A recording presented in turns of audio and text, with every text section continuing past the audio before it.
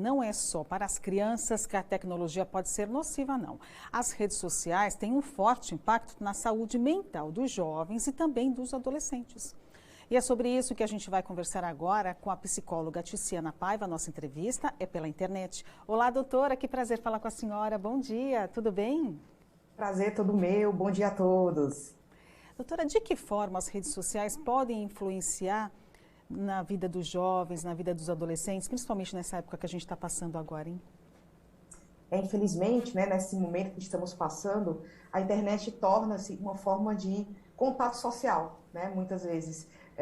E isso acaba, né, aumentando o número de horas, de fato, que fica, né, que o jovem fica conectado, né, muitas vezes jogando nas mídias, nesses diversos aplicativos, e isso pode, sim, aumentar taxas de ansiedade e depressão, né? Inclusive, já tem um estudo que fala que entre 14 e 24 anos já aumentou 70% nos últimos 25 anos. Então, temos realmente, devido às redes sociais, né, uma situação que nós precisamos cuidar e estar olhando bem de perto. É um número altíssimo, 70%, né, doutora? E por que isso acontece? Porque não é a realidade dos jovens ou aquela impressão de que tudo na rede social é maravilhoso, ninguém é triste, todo mundo é rico, viaja, come bem, é isso? Sim, sim. Existe especialmente na fase do desenvolvimento do adolescente, ele se desenvolve se comparando com o outro, com os seus pares. E o mundo, de fato, né, que está lá na internet, ele é um mundo de perfeição, de felicidade idealizada, né, onde não tem espaço, muitas vezes, para dor, para sofrimento, né, para raiva, enfim, sentimentos humanos, né? Então, de fato, começa a se comparar a si mesmo com uma realidade que de fato não existe, né? Então, esse fator de comparativo, ele é bem complicado, né? Especialmente nesse desenvolvimento e na autoimagem dos jovens, né?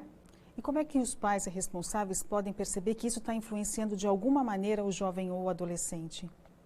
Acho que tem que perceber mudanças de comportamento bruscas, né? Então, atividades lúdicas, atividades esportivas, por exemplo, que ele fazia, né? Coisas que ele gostava de fazer, hobbies, ele deixa de fazer e passa o quê? A ficar muito mais horas no celular ou em jogos de uma forma geral, né? Então, perceber rendimento escolar, perceber essa diminuição do que ele fazia, do que ele gostava de fazer anteriormente, é bem importante de acompanhar e muita vigilância, né? Temos que estar muito perto aí dos nossos jovens.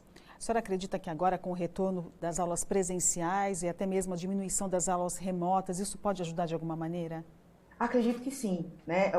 Voltando esse contato presencial, voltando a atividades, né? Dessa interação, né? Mesmo guardando aí as distâncias e os cuidados que a gente precisa ainda ter, né? Mas sem dúvida pode tirar dessa questão desse contato de muitas horas de celular, né? Sem dúvida, eu acho que isso pode ser algo positivo.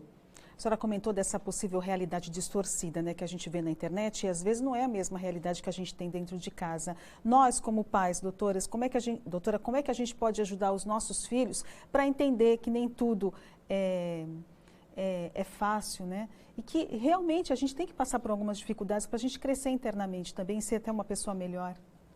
Sim, eu acho que o diálogo, o exemplo em casa, né, esses pontos que a gente fala há tantos anos, né, que é tão importante essa questão das famílias, eu acho que isso ainda é um ponto que a gente precisa investir, cuidar, estar perto dessa realidade do jovem e estar mostrando ali, né, o mundo real, né, o mundo como ele é, enfim, e fazendo essas diferenciações, sem dúvida.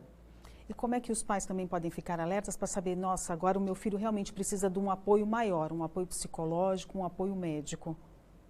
Eu acho que tem um ponto assim, como que esse jovem era algum tempo atrás. Então, se tem uma mudança, então ele está muito mais apático, ele está muito mais fechado, ele está, né, assim, não está se comunicando como ele se comunicava anteriormente, fazendo as atividades que ele fazia anteriormente. Então, né, acho que é um ponto para a gente parar, conversar com o tempo, com empatia, tentar entender o que está acontecendo, perceber, né, se ele consegue perceber o que está acontecendo, e aí sim buscar uma ajuda, né, de um profissional de saúde mental, talvez ajude no sentido de entender de forma mais ampla se isso é normal ou se ele de fato está precisando ali de um auxílio.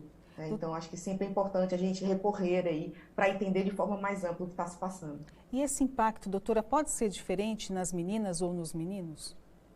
Já tem um dado, né, que nas meninas, essa questão da autoimagem, os aplicativos e as mídias prejudicam 90% das meninas e os meninos são 70%. Então, você vê como as meninas são mais afetadas, elas se comparam muito mais, o ideal de beleza, o padrão, né, sem dúvida, cai muito mais pesado, muito mais forte nas meninas do que nos meninos. Então, a dica para todo mundo que está em casa é ficar atento, né, doutora?